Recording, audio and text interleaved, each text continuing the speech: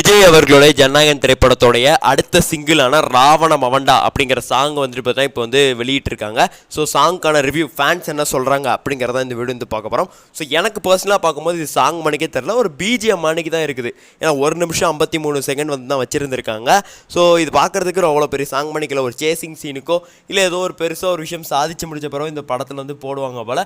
தேட்டரில் பிளாஸ்ட் ஆகும். ஸோ நார்மலாக கேட்கும் போது வந்துட்டு பார்த்தீங்கன்னா நல்லா தான் இருக்குது, அதில் ஒரு மாற்று கருத்தும் இல்லை. ஸோ அதே மாதிரி நம்ம எக்ஸ்பெக்ட் பண்ணது ஏதாவது ஒரு பெரிய வீடியோஸ் வைக்கணும்னு, பட் ஆடியோ லான்ச்சில் இருக்கிற கிளிப்ஸே வந்து வச்சுருந்தாங்க.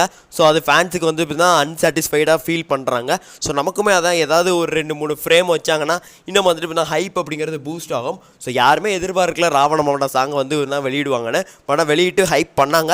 இன்னும் வந்து பண்ணியிருந்தாங்கன்னா நல்லா இருந்திருக்குமோ அப்படி சொல்லி வந்தால் ஃபேன்ஸுக்கு வந்து தோணிந்தது. பட் ஆனாலும் ஆடியோ லான்ச்சுக்கான ஹைப்பை ஏற்றுறதுக்கு இதை யூஸ் பண்ணுறாங்களோ, ஏன்னா ஜீ தமிழில் வந்துட்டு வெளியாக போகுது. ஸோ ஏற்கனவே அதுக்கு போட்டியாக வேறு சிவகார்த்திகேயனோட பராசக்தி திரைப்படத்தோட ஆடியோ லான்ச் வேறு சன் டிவியில் போடுறாங்க. ஸோ அதுக்கு ஹைப் ஏற்றுற மணிக்கு இந்த விஷயங்கள்லாம் போடுறாங்களா என்னன்னு சொல்லி தெரியல. பட் ஓகே, ஸோ சாங் வந்துட்டு வேறு லெவலில் இருந்தது. ஃபேன்ஸ் எல்லாமே செம்மையாக வந்து இப்போ வந்து சோஷியல் மீடியா முழுக்க வந்துட்டு கொண்டாடிட்டு இருக்காங்க. அதில் வந்து மாற்று கருத்து அப்படிங்கிறது வந்துட்டு கிடையாது. ஸோ நீங்களும் இந்த ஒரு சாங் வந்து கேட்டிருந்துருப்பீங்க. உங்களுக்கு என்ன மாதிரி ஃபீல் கொடுத்தது அப்படிங்கிறத வந்துட்டு கமெண்ட்ஸில் வந்துட்டு பார்த்தீங்கன்னா பதிவு பண்ணிடுங்க. அதே மாதிரிக்கு நாளைக்கு ஈவினிங் நமக்கு வந்துட்டுனா மாசான ஒரு ட்ரெய்லர் வேறு வந்து வரப்போகுது. ஸோ ட்ரெய்லர் கட்டை பற்றி ஒரு விஷயம் வந்துட்டு நமக்கு வந்து தெரிஞ்சிருக்குது.